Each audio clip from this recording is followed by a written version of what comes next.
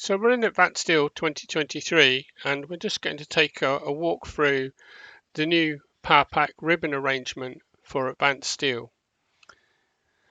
So here you'll see the various panels that we have: create elements, create macros, fabricate, manage and PowerPack.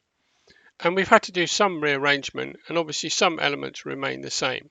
So in this sub panel here, beam repeats, beam continuous and beam lengthen, these commands remain as placed previously. Same for catalog manager, castellated beam, spiral polyline with the various drop downs available as well. That hasn't changed. Similarly, if we come here, we can now see that we've rearranged what was the cold rolled suppliers before into a drop down list. Originally, these were separate command buttons in the panel, so we've had to condense them into the drop-down list to enable the user to access the profiles that are found under those different suppliers, that also connects to their connection data that we use within the various joint macros of Advanced Steel. We've moved the folded plate tool into that panel as well. We've done some reorganization and renaming here to do with the glass data. So here we have the frame data and the defined panels under a drop-down list. Defined panels is where you can define multiple glass sheets of different thicknesses and different gaps that combines with the various framing data that goes around the perimeter of those panels. Similarly, you can insert glass using that, and that actually refers to the glass data from the previous drop-down. And also you can create a glass list, which is a bill of material extract from the model. We now come to some new features, new tools for 23 that have been inserted here as command buttons: the line to grid, multi-grid level, camera creator. These are three new main features available in the 2023 version. You'll be familiar with buttons here for the PowerPack for connection vault as we move into create macros panel.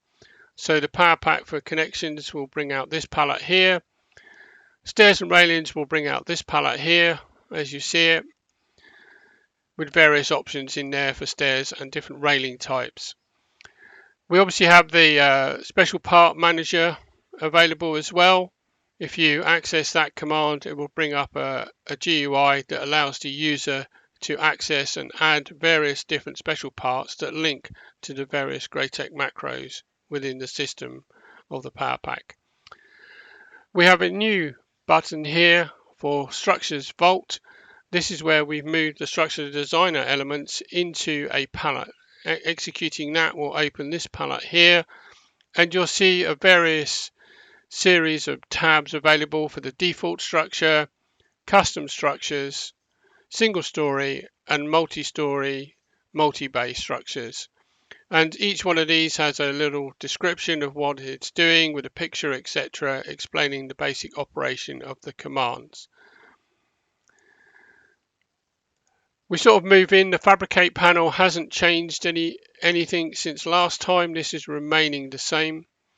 The manage panel is the same. The only thing you'll notice is there's been some rebranding of elements here, but the operational functionality remains the same as it did before. Similarly, the PowerPack ends panel here has the learn options, help, license utility, and tells you what version of the PowerPack you're running. So that's a very quick walkthrough of the basic new arrangement for the ribbon for 2023 for the PowerPack for Advanced Steel.